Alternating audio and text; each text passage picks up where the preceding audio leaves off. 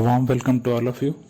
आज का प्रश्न है, recently there was a growing awareness in our country about the importance of Himalayan nettle, जिसका साइंटिफिक नेम है Girardinia diversifolia, because it is found to be a sustainable source of. आपके पास 4 options हैं: anti malarial drug, biodiesel, pulp for paper industry और textile fibre.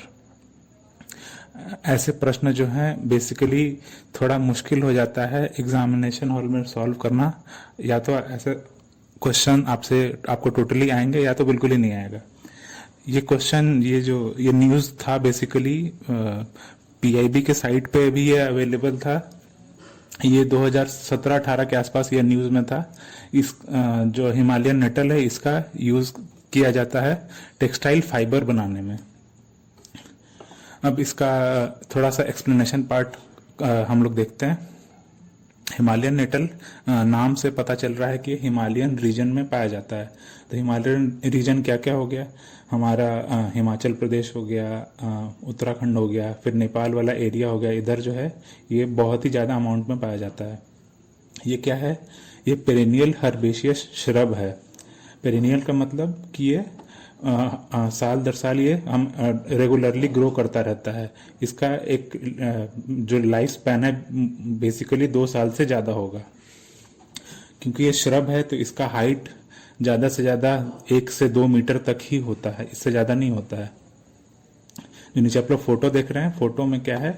ये Himalayan natal का एक picture है। श्रब कुछ ऐसा ही होता है, झाड़ जैसा।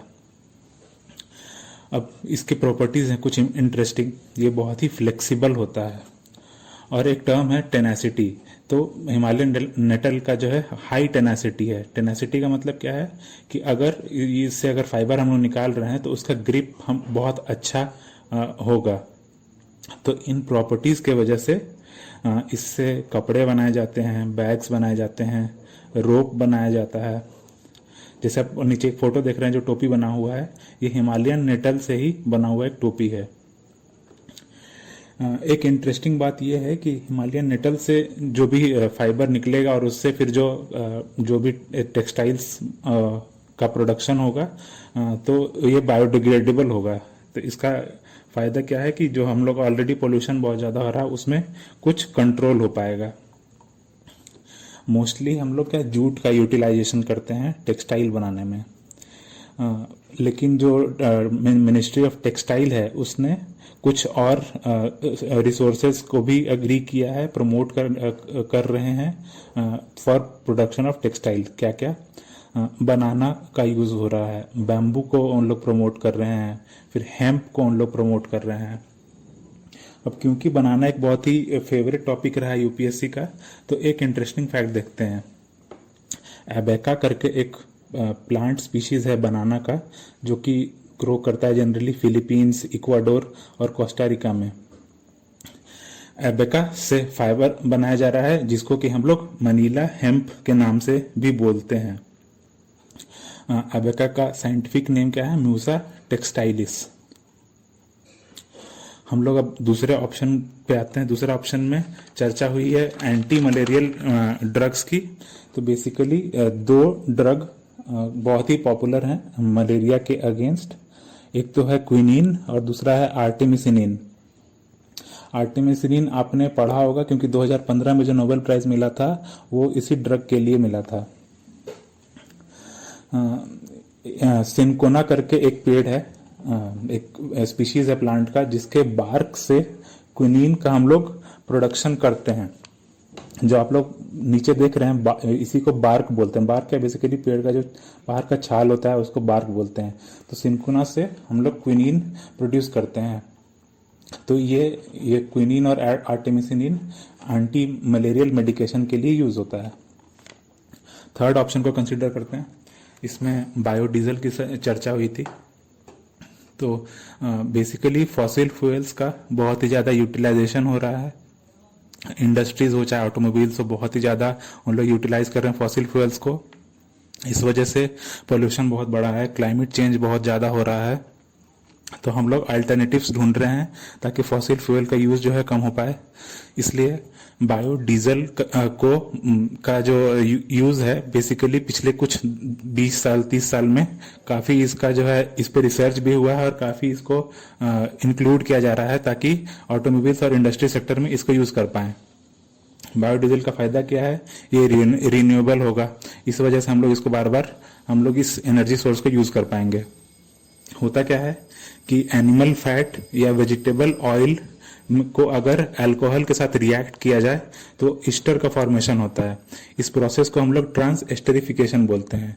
तो इसी के थ्रू बायोडीजल का प्रोडक्शन होता है। इसका कुछ बहुत ही इंपॉर्टेंट सोर्सेज हैं, जैसे कि जेट्रोफा, ये आपने जरूर सुने होंगे अब तक। इसका यूज होता है बायोडीजल प्रोडक्शन में बहुत ही लार्ज अमाउंट में। इसके अलावा फिर रिसर्च और भी बढ़ा है ताकि सोयाबीन से, सनफ्लावर से, मस्टर्ड से, इनसे बायोडीजल बनाया जाए।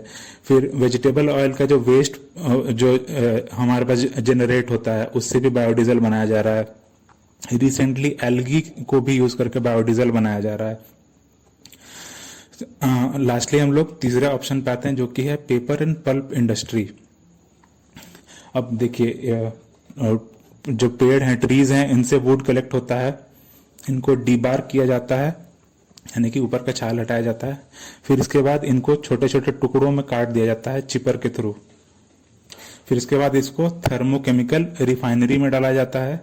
यहाँ पर क्या होता है कि स्क्रीन्स होते हैं, स्क्रीन्स के ऊपर उन छोटे छोटे जो पेड़ के टुकड़े हैं उनको डाल दिया जाता है और फिर स्क्रीन के ऊपर पेपर का जो है बनाया जाता है।